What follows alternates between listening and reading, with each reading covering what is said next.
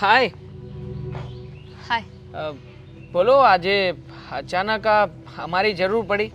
આમ પણ કોલેજ પછી ઘણો સમય થઈ ગયો. આટલા દિવસો પછી યાદ કર્યો છે. હા, નક્કી કંઈક પર્સનલ મેટર લાગે છે. શું કામ હતું? હા, આજે એક કામ કરવાનું છે તારે, અને એ કામ તું જ કરી શકે એમ છે. કામ કરવાનું છે અને એ પણ મારે? નક્કી આ કોલેજના દિવસો ભૂલ્યા નથી લાગતા, એટલા માટે જ કોઈ કામ માટે મને યાદ કર્યો છે. જુઓ, કોલેજ સમયમાં જીએસ હતો, પણ એનો મતલબ એ નથી કે હજી એ પણ મારું વર્ચસ્વ ચાલે છે. જોકે એવું કોઈ કામ હોય, કોઈ હેરાન કરતું હોય અથવા તો કોઈ ડિસ્ટર્બ કરતું હોય તો સોલ્વ કરી દઈશ પ્રોબ્લેમ. બાકી એવું કંઈ જ નથી. કોઈને પોતાના પ્રેમ જાળમાં ફસાવાનું છે. થઈ જશે ને. આમાં તો તું બહુ એક્સપર્ટ છે. કોલેજમાં મને ખબર છે ઘણી બધી છોકરીઓના બ્રેકઅપ કરાવ્યા છે. હા, ઘણો એક્સપર્ટ છું, અને એક વાર તો પ્રેમ જાળમાં ફસાઈ પણ ચૂક્યો છું. જોકે કોઈ કાંઈ ના આવ્યું, પણ કંઈ વાંધો નહીં. હા, તમે કહી રહ્યા છો તો કરી આપીશ તમારું કામ. પાક્કું ને? સંબંધના હિસાબે પાક્કું. આપણી ફ્રેન્ડશિપ છે વર્ષો જૂની, એટલે ના નહીં કહી શકું. પણ એક વાત ના સમજાણી. કોઈને પ્રેમ કરાવવા માટે તમે સામેથી પ્રપોઝલ આપી રહ્યા છો. પૂછી શકું કે શું કામ? છે રીઝન. કોલેજમાં પણ આપણે આ જ કર્યું છે ને.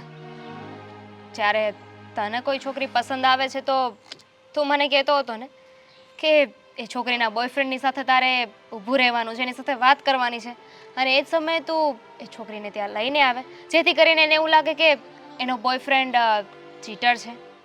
અને સેમ વસ્તુ તે પણ મારા માટે કરી છે.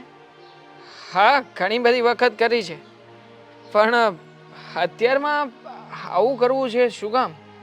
કોઈ પસંદ આવી ગયો છે? જોકે પસંદ તો ક્યાંથી આવે? આમ પણ તારા સપનાઓ ઘણા મોટા મોટા અને ઊંચા છે. હું જાણતો હતો ત્યાં સુધી તે પણ ઘણી વાર કહ્યું છે કે સીધો સાદો અને સિમ્પલ છોકરો ક્યારેય પણ તું પસંદ નહીં કરે. તો પછી કોણ છે ખુશનસીબ કે તને એ પસંદ આવી ગયો છે? શો, પસંદ તો પછીની વાત છે, પણ પહેલાં તો મારે રિવેન્જ લેવું છે. સાંભળો મારી વાત.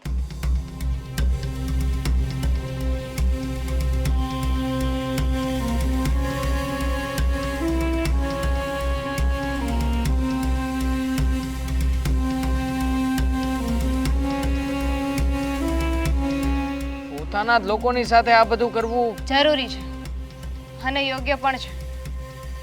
તું મદદ કરીશ કે નહીં કરે ને કહી દે મને. મદદ તો હું કરીશ, ના નહીં પાડું, પણ આ કરવાથી ઘણું બધું નુકસાન થઈ શકે, તને અને મને પણ. જો પકડાઈ ગયા તો? નહીં થાય. અને ઇન રિટર્ન મને ખબર છે કે મારે તારા માટે શું કરવાનું છે. હા, ઠીક છે. જો તું વ્યવસ્થા કરી આપવા તૈયાર હોય તો પછી તારું કામ થઈ જશે. ચિંતા ના કર. ફોનમાં બધી ડિટેલ મોકલી આપીશ. બી પ્રિપેર. ફોટો? જે વ્યક્તિને છેતરવાનો છે એનો ફોટો? ખાસ. ચાલ, બાય, મળીએ પછી. બાય.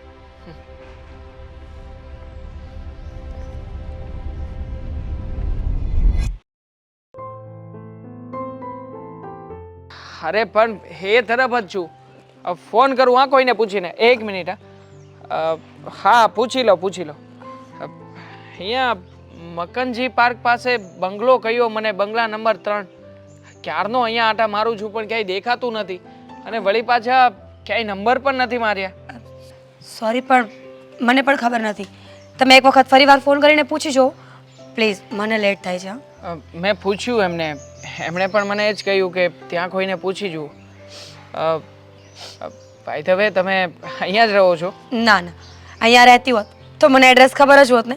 હું પાછળની સોસાયટીમાં રહું છું, અહીંયા થોડું કામ હતું એટલે આ સાઈડથી ચાલું છું. જો ખોટું નહીં લગાવતા પણ એક મનની વાત કહેવા માંગુ છું.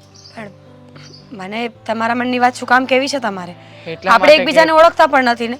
અને જો આ રીતે તમારી સાથે મને કોઈ જોશે ને તો એ સારું નહીં લાગે. પ્લીઝ જે વાત હોય એ જલ્દી કરો. જો તમારા પ્રત્યે મને મારી બેન જેવી જ લાગણી છે. એટલા માટે કે તમને જોઈને મને મારી બેન યાદ આવી ગઈ. આજથી વર્ષો પહેલાં એનાથી એક ભૂલ થઈ ગઈ હતી. એક છોકરાને પ્રેમ કરતી હતી અને એણે ઘરે આવીને આ બધી વાત અમારા પપ્પાને કરી. મારા પપ્પાએ વિરોધ કર્યો અને છોકરાની સાથે એ ભાગી ગઈ. ત્યાર પછી મેં ક્યારેય પણ મારી બહેનને જોઈ નથી. એ તમારા જેવી જ લાગતી હતી. સોરી, મને ખબર નહોતી કે તમે આ જ વાત કરવા માંગો છો. હું સમજી શકું છું તમારી વાતને. તમને તમારી બહેનની બહુ જ યાદ આવે છે અત્યારે. પણ શું કરીએ, સમયની પાસે કોઈનું ચાલતું નથી ને. પણ હું ખુશ છું કે કોઈ માણસની જૂની યાદો તો તાજી થઈ મને જોઈને. હા, પણ જો એક નાનકડી મદદની જરૂર છે તમારા તરફથી, જો થઈ શકે તો હા પ્લીઝ. બોલો ને, જો મારાથી થશે ને તો જરૂર હેલ્પ કરીશ. મારી બહેન ઘર છોડીને ગઈ ને ત્યારથી મારા મમ્મી બહુ બીમાર રહે છે. કારણ કે એમને બહુ જ આઘાત લાગ્યો હતો. એ ક્યારેય પણ મારી બહેનને ભૂલાવી નથી શક્યા.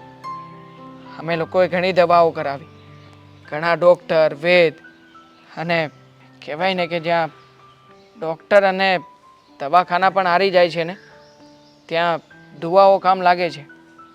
અમે ઘણા બધા ફુવાઓને ઘણી બધી જગ્યાએ માતાજીના મઢે જઈને પણ દર્શન કરાવ્યા, પણ એમને કોઈ ફેર પડ્યો નથી. ડૉક્ટરનું કહેવું એવું છે કે જે બાબતથી આઘાત લાગ્યો છે ને, જો કદાચ એ વ્યક્તિ અથવા તો એ ઘટના ફરી પાછી એના જીવનમાં બને ને તો એ રિકવર થઈ શકે એમ છે. એટલે જો બની શકે તો એકવાર તમે મારા ઘરે આવીને મારા મમ્મીને મળશો? જો રિક્વેસ્ટ કરું છું એક ભાઈ તરીકે. જો એક ભાઈ તરીકે હા તમે બહેન બનીને મદદ કરશો ને તો મારા મમ્મીનો જીવ બચી શકે એમ છે. જો તમારે હાથ છોડવાની કોઈ જરૂર નથી. બેન કહી છે ને તો બેનની સામે કોણ હાથ જોડે? કોઈ ના જોડે. ઠીક છે, હું ટ્રાય કરીશ કે હું તમારા ઘરે આવીને તમારા મમ્મીને મળી શકું. હા, પણ બેન એકવાર તમને ગળે લગાવું. હા, આટલા વર્ષો પછી મને મારી બેન મળ્યાની ફિલિંગ આવી રહી છે, તો પ્લીઝ એકવાર.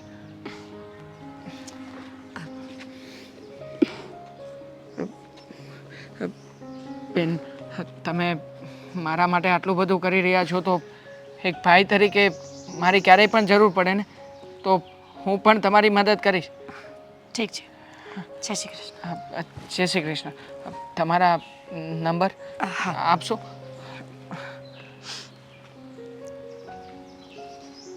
હા, ચલો મળીએ પછી. બાય.